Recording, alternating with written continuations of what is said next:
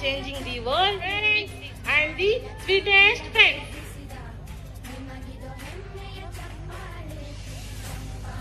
ಪ್ರಕೃತಿಯ ಮಡಿಲಲ್ಲಿರುವ ನಮ್ಮ ಶಾಲೆಯಲ್ಲಿ ಈ ದಿನ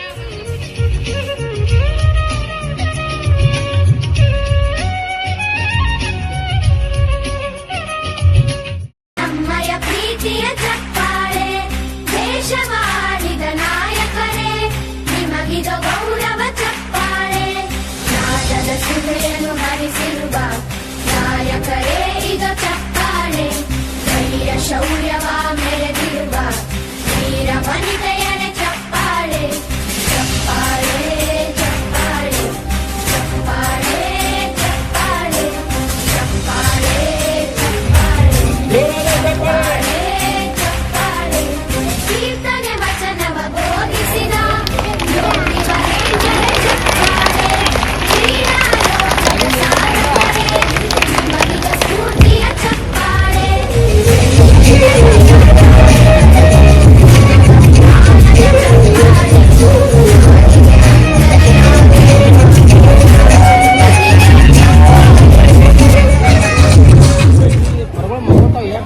बोलो भारत माता की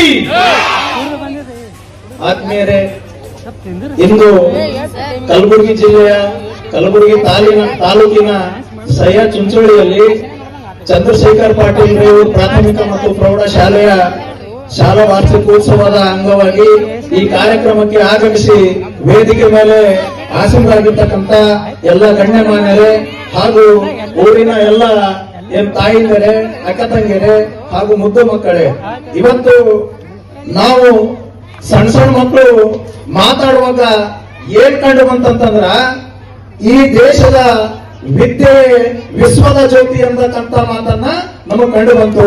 ಆ ಮಕ್ಕಳಲ್ಲಿ ಆಡ್ತಕ್ಕಂಥ ವಿಚಾರವನ್ನ ನಾವೊಂದ್ಸಲ ಹಿಂದ್ಗಡೆ ಮೆಲಕ್ ಹಾಕಿದಾಗ ಬ್ರಿಟಿಷ್ ವಿಕ್ಟೋರಿಯಾ ರಾಣಿಗೆ 3ನೇ ಕ್ಲಾಸ್ ಓದ್ತಕ್ಕಂತ ಮುಕ್ತಾ ಸಾಹೇಬನ ಹುಡುಗಿ ಒಂದು ಲೆಟರ್ ಬರೀತಾಳ. ಏನ್ರಲ್ಲಿ ಲೆಟರ್ ಬರೀತಾಳ ಅಂತಂದ್ರ, ಹಮಾರಾ ಧರ್ಮ ಮಂದಿರ್ ಹೀ ನೇ, ಹಮಾರಾ ಧರ್ಮ ಸಮಾಜ ಹೀ ನೇ, ಹಮಾರಾ ಧರ್ಮ ವಿದ್ಯಾ ಹೀ ನೇ ಅಂತ ಬರೀತಾಳ. ಆದ್ರ ನಮ್ಮ ಧರ್ಮ, ನಮ್ಮ ಸಮಾಜ ಒಬ್ಬರ ಜೊತೆ ಕುಂತು ನಾವು ವಿಷಯ ಹಂಚಿಕೊಳ್ಳಂಗಿಲ್ಲ, ಒಬ್ಬರ ಜೊತೆ ಕುಂತು ನಾವು ಮಾತಾಡಂಗಿಲ್ಲ, ವಿದ್ಯೆ ಕಲಿತಕ್ಕಂತ ನಮಗ ಅನುಕೂಲ ಇಲ್ಲ ಅಂತ ಹೇಳಿ ಬ್ರಿಟಿಷ್ ವಿಕ್ಟೋರಿಯಾ ರಾಣಿಗೆ 3ನೇ ಕ್ಲಾಸ್ ಓದುವಂತ ಮುಕ್ತಾ ಸಾಳ್ವೆನ ಹುಡುಗಿ ಲೆಟರ್ ಬರೀತಾಳ. ನಮ್ಮ ಭಾರತ ದೇಶಕ್ಕ ವಿಕ್ಟೋರಿಯಾ ರಾಣಿ ಬರ್ತಾಳ, ಇಂಥ ಕಾರ್ಯಕ್ರಮಕ್ಕೆ ಆಯೋಜನೆ ಮಾಡ್ತಾರ. ಇಂಥ ಕಾರ್ಯಕ್ರಮದಲ್ಲೂ ಆ ಸಣ್ಣ ಮಗುವಿಗೆ 3ನೇ ಕ್ಲಾಸ್ ಓದ್ತಕ್ಕಂತ ವಿಕ್ಟೋರಿಯಾ ರಾಣಿ ಕರೆದಿ, ನೀನು ಬಹಳಷ್ಟು ಅಚ್ಚುಕಟ್ಟು ಲೆಟರ್ ಬರ್ದಿದಮ್ಮ, ನೀನು ಒಂದು ಗಿಫ್ಟ್ ಕೊಡ್ತೀವಿ ಅಂತ ಹೇಳಿ ಇಂಥ ವೇದಿಕೆ ಕರೆದು ಆ ಮುಕ್ತಾ ಸಾಳ್ವೆನ ಹುಡುಗಿಗೆ ಗಿಫ್ಟ್ ಕೊಡ್ತಾಳ. ಆ ಪಿಕ್ಚರ್ ನೋಡ್ತಾಳಂತ ಹುಡುಗಿ, ಆ ಗಿಫ್ಟ್ ನಲ್ಲಿ ಏನಿರ್ತಂತಂದ್ರ ಚಾಕ್ಲೇಟ್ ಇರ್ತದಂತ. ಆ ಹುಡುಗಿ ಚಾಕ್ಲೇಟ್ ಅಂತ ಹೇಳೋ ಕುಂತು ತಿನ್ನಲ್ಲ. ಆ ಹುಡುಗಿ ಏನ್ ಮಾಡ್ತಾಳಂತಂದ್ರ ಚಾಕ್ಲೇಟ್ ತಂದು ಬ್ರಿಟಿಷ್ ವಿಕ್ಟೋರಿಯಾ ರಾಣಿಗೆ ಪ್ರಶ್ನೆ ಮಾಡ್ತಾಳ. ಏನ್ ಪ್ರಶ್ನೆ ಮಾಡ್ತಾಳ ಅಂತಂದ್ರ, ಮೇಡಮ್ ಈ ಚಾಕ್ಲೇಟ್ ತಿಂದು ನಾನು 1 ಗಂಟೆ ಇರ್ಬೋದಾ, 1 ದಿನ ಇರ್ಬೋದಾ, ಏನು 1 ತಿಂಗಳು ಇರ್ಬೋದಾ ಅಂತ ಕೇಳ್ತಾಳ. ಆದ್ರ I don't want chocolate, I want library ಅಂತ ಹೇಳ್ತಾಳ. ಅವಳು ಓದ್ತಕ್ಕಂತ ನಮಗೆ ವ್ಯವಸ್ಥೆ ಮಾಡ್ಕೊಡ್ರು ಅಂತ ಹೇಳ್ತಾಳ.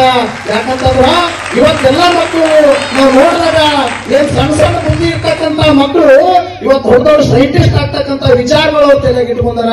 ಅದಕ್ಕೆ ನಾವು ಹೆಮ್ಮೆ ಪಡ್ಬೇಕಾಗ್ತದ. ಈ ಗೌರವ ಯಾರಿಗೆ ಸಲ್ತದಂದ್ರ ಈ ಸ್ಕೂಲಿನ ಸಂಸ್ಥಾಪಕರಿಗೆ, ಆದ್ರೆ ಈ ಸ್ಕೂಲಿನ ಎಲ್ಲ ಶಿಕ್ಷಕರಿಗೆ ಸಲ್ತದ. ಆದ್ರೆ ದುರ್ದೈವ ನೋಡಿ, ನಮ್ಮ ಭಾರತ ದೇಶದಲ್ಲಿ ಏನ್ ನಡೆದಂತಂದ್ರ 2-3 ತಿಂಗಳ ಹಿಂದೆ ಒಬ್ಬ ಸೊಸಿ ಎಲ್ಲಿಗೆ ಹೋದವಂದ್ರ ದತ್ತರ ಭಾಗ್ಯವಂತಿ ಹೋದ್ರು. ದತ್ತರಿಗೆ ಭಾಗ್ಯವಂತಿಗೆ ಹೋಗಿ ಏನ್ ಮಾಡಿದವಂದ್ರ 20 ರೂಪಾಯಿ ಮೇಲೆ ಲೋಟ್ ಮೇಲೆ ಬರೆದು ನಮ್ಮ ಅತ್ತಿ ಜಲ್ದಿ ಸಾಯಿ ಅಂತ ಉಂಡಿಗೆ ಹಾಕ್ತಾರಂತ. ನೀವು ನೋಡಿರಲ್ಲ, ನೋಡಿರಿ, ಅದಕ್ಕೆ ನೋಡೋರಿಗೆ ಓದೋರಿಗೆ ಗೊತ್ತದ. ಅದಕ್ಕ ನಾವ್ ಹೆಂಗಂತ ಓದ್ ಬರೀಲೇತೀವಿ ಅಂತಂದ್ರ ನಮ್ಮ ಅತ್ತಿ ಸಾಯಿಲ್ ಅಂತ ಹೇಳಿ 20 ರೂಪಾಯಿ ಲೋಟಿನ ಮೇಲ ದತ್ತರಿಗೆ ಭಾಗ್ಯವಂತ ಹೇಳಿ ಸೊಸಿಯು ಹಾಕ್ತಾರಂತ. ಪಾಪ ಆ ತಾಯಿಗೆ ಏನ್ ಮಾಡೋದು ಗೊತ್ತಿಲ್ಲ. ಈ ವೇದಿಕೆ ಮುಖಾಂತರ ನಾನೇನ್ ಹೇಳಕ್ ಬಯಸ್ತೀನಿ ಅಂತಂದ್ರ, ಅತ್ತಿಗೆ ಒಳ್ಳೆ ನೋಡ್ಕೊಳಕ, ಸೊಸೆಗೆ ಒಳ್ಳೆ ನೋಡ್ಕೊಳಕ ಅವ್ರಿಗೆ ಇಬ್ಬರಿಗೆ ಬುದ್ಧಿ ಕೊಡುವಂತ ತಾಯಿಯನ್ನ ಕೇಳ್ಕೊಳ್ತೀನಿ. ಆದ್ರ ನೋಡಿ, ನಾವು ಯಾವತ್ತಿ ಒಂದ್ 20-30 ವರ್ಷ 50 ವರ್ಷದ ಹಿಂದೆ ನಾವು ಮೆಲುಕು ಹಾಕಿದಾಗ ವಿಚಾರಗಳು ಅಂತ ತಿಳಿತದ. ಯಾಕೆ ತಿಳಿತದ ಅಂತಂದ್ರ 50 ವರ್ಷದ ಹಿಂದೆ ಒಬ್ಬ ತಾಯಿ ತನ್ನ ಮಗಳಿಗೆ ಕೊಟ್ಟಿರ್ತಕ್ಕಂತ ಊರಿಗೆ ಹೋಗ್ತಾಳ. ಊರಿಗೆ ಹೋದ್ಮೇಲೆ ತನ್ನ ಮಗಳು ಹ್ಯಾಂಗಿದ್ದಾಳು ಹ್ಯಾಂಗಿಲ್ಲೋ ವಿಚಾರಿಸ್ಕೊಂಡ್ ಬರೋಮಂತ ಹೋಗ್ತಾಳ. ಆದ್ರ ಅಲ್ಲಿ ಹೋಗಿದ್ಮೇಲೆ 5-6 ಮಂದಿ ಅಣ್ಣ ತಮ್ಮರು 50 ವರ್ಷದ 60 ವರ್ಷದಿಂದ ಏನ್ ಪರ್ಸನಲ್ ಅಂತೂ ರೂಮ್ ಇದ್ದಿಲ್ಲ ಯಾರಿಗೆ. ಇವಾಗ ನಾವು ಮದುವೆ ಮಾಡ್ಕೋಬೇಕಾದ್ರೆ ನಮ್ಮ ಮಕ್ಕಳು ಜಗಳ ಆಯ್ತೀವಿ ಅನ್ನೋ ಒಂದು ಪರ್ಸನಲ್ ರೂಮ್ ಬೇಕಂತ. ಬಟ್ ಅವಾಗ ಏನಿತ್ತಂತಂದ್ರ ಒಂದೇ ರೂಮ್ ನಲ್ಲಿ ಎಲ್ಲಾ ಕುಟುಂಬದ ಸದಸ್ಯರ ಜೀವನ ಮಾಡ್ಬೇಕಾಗಿತ್ತು.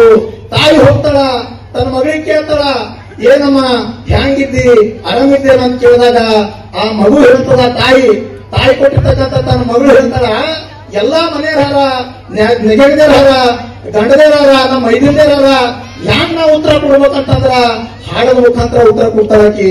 ಏನಂತಂದ್ರ ನವಣಿಯ ಕುಟ್ಟಿ ಕುಟ್ಟಿ ಸವದವ ನನ್ನ ರಟ್ಟಿ, ನವಣಿಯ ಕುಟ್ಟಿ ಕುಟ್ಟಿ ಸವದವ ನನ್ನ ರಟ್ಟಿ, ನವಣಿ ಕುಟ್ಟದಿದ್ರೆ ಬರುತ್ತಾವ ಚಾಟಿ, ಈ ಮನಿಗೆ ಕೊಟ್ಟಿ.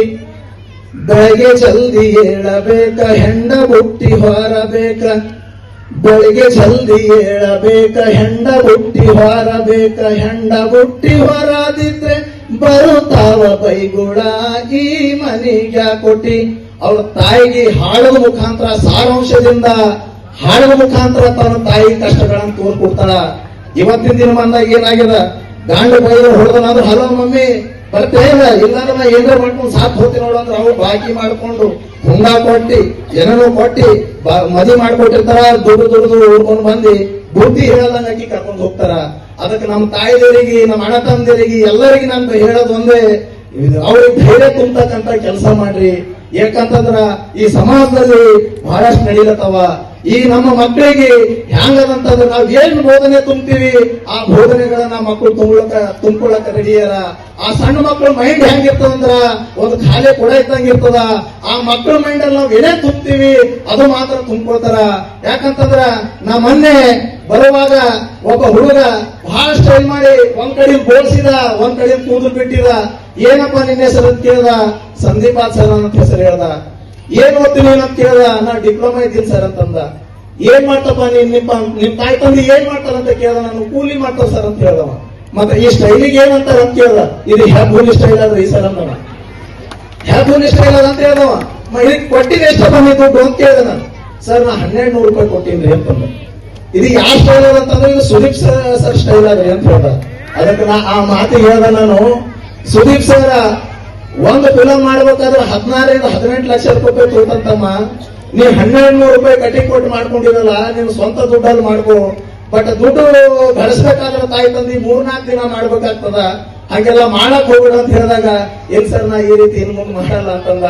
ಹಾಗೆ ತಮ್ಮ ಏನು ತಾಯಿ ತಂದಿ ಜವಾಬ್ದಾರಿ ಏನಿರ್ತದ ತನ್ನ ಮಕ್ಕಳಿಗೆ ತಿದ್ದೋದಿ ಕಲಿಸ್ತಕ್ಕಂಥ ವಿಚಾರಗಳನ್ನ ಮಾಡ್ಕೊಡ್ರಿ.